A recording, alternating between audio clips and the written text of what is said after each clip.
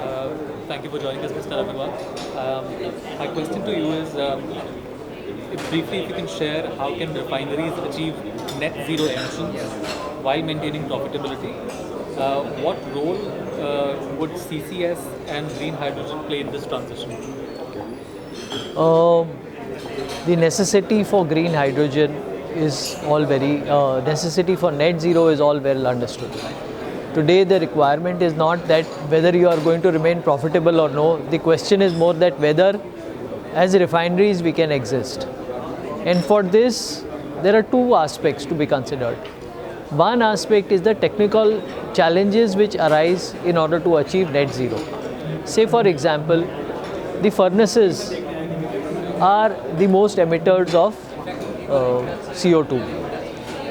How do you convert these furnaces to becoming net zero?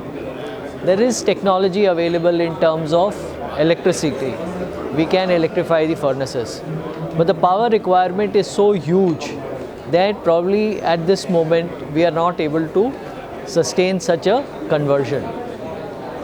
Nevertheless, but suppose if we are to change the fuel that is being burnt to gases rather than the liquid fuels, or we change some of the gases to a blend of hydrogen, then we are achieving a closer target associated with net zero. Further, if we are able to capture the CO2 coming out of the stacks, which is the CCUS part of it, that provides us another route for reaching the net zero targets. The utilization when it comes to CCUS is a challenge as of now.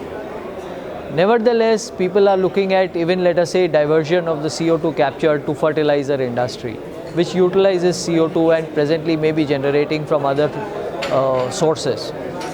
So, efficiency improvements, these are big levers which are available with us to achieve net zero. Further, because it's a net number, we're not talking about going to zero when it comes to emissions by refineries. But we need to look beyond refineries in order to be able to achieve net zero. So putting up renewable plants would give us those credits which would offset whatever we are emitting when it comes to a refinery. Thank you so much, sir. My next question to you is, how can industry stakeholders collaborate more effectively to address the challenges facing the refining industry? In our opinion, when people come together, a lot gets achieved. Presently, each stakeholder, when he comes on the table, tries to see what is it that is there in it for me.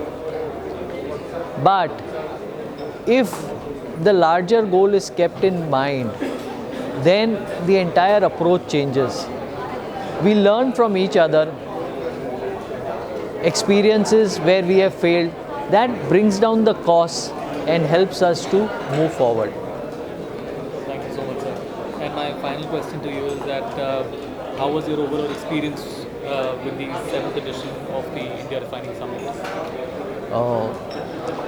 I'm very happy to be here, and the way the whole thing has been organized, the ambience of this place, the large participation, and the type of people you have been able to gather has been a very enriching experience for me, and I'm glad that I was part of this summit.